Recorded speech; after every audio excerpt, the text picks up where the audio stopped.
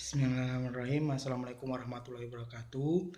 Saya Aris Prabowo Sulistianto dari Bimbingan Penyuluhan Islam Institut Agama Islam Negeri Ponorogo.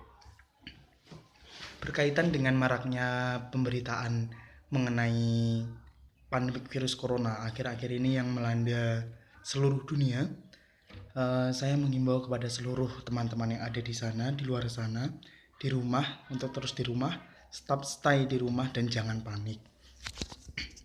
Sebab kepanikan yang teman-teman rasakan nanti berdampak buruk terhadap kesehatan teman-teman sekalian. Jadi saya menganjurkan kepada seluruh teman-teman yang ada di luar sana untuk tetap berpikiran positif, gak usah mikir reno-reno, gak usah mikir was-was. Yang penting awake dijogo dengan baik.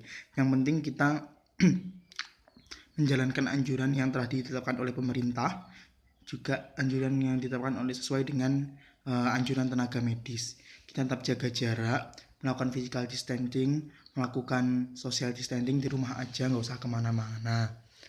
Sebab virus ini adalah sebuah sesuatu yang tidak terlihat, tapi efeknya sangat besar bagi kesehatan teman-teman semua.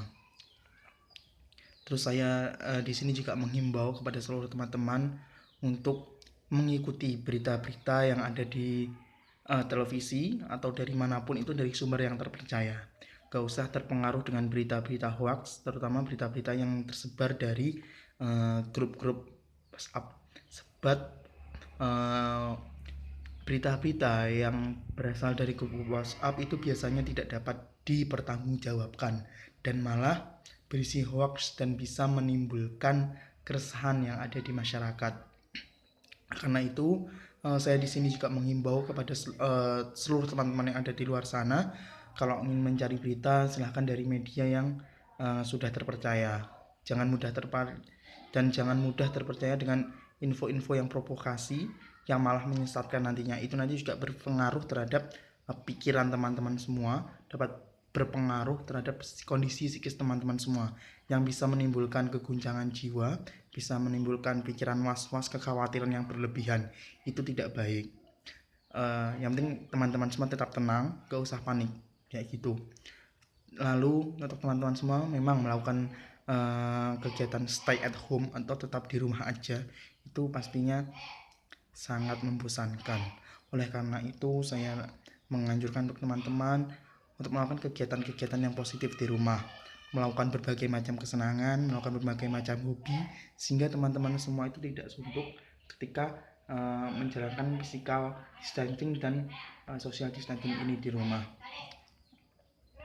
Oleh karena itu saya mengimbau kepada teman-teman semua tetap tenang, gak usah kemana-mana, di rumah aja.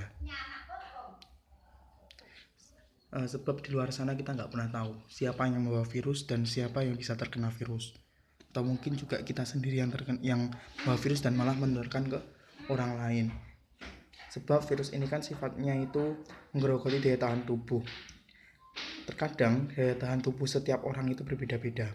Ketika saya itu misalnya daya tahan tubuh saya itu sangat kebal, sangat kuat, sehingga ketika virus menyentuh saya, sebelum virus berkembang biak atau sebelum virus berkembang, itu saya cuma merasakan batuk atau pilek seperti biasa. Tapi ketika saya melakukan kontak fisik atau berinteraksi dengan orang lain, itu virus bisa berkembang. Dan ternyata orang yang sudah berinteraksi atau kontak fisik kepada saya tadi, ternyata imunnya sangat rentan dan dia malah bisa terkena virus. Sedangkan saya, virus tidak bisa berkembang di saya baik-baik saja. Itu yang ditakutkan kalau kita tetap berada di tetap melakukan kegiatan di luar rumah. Oleh karena itu kita tetap dianjurkan untuk di rumah saja. Lalu untuk himbauan-himbauan pemerintah mengenai jangan berkerumun dan lain sebagainya itu yang benar, sebab itu dapat memutus rantai wabah ini. Lalu kita tetap tenang di rumah. Untuk himbauan melakukan ibadah, kita lakukan ibadah seperti biasa di rumah saja. Kalau memang ada himbauan dilarang taruweh, dilarang untuk melakukan kegiatan-kegiatan nanti di bulan puasa, ya mau gimana lagi, kita tetap harus menerima itu, sebab itu adalah salah satu jalan untuk memutus mata rantai penyebaran virus.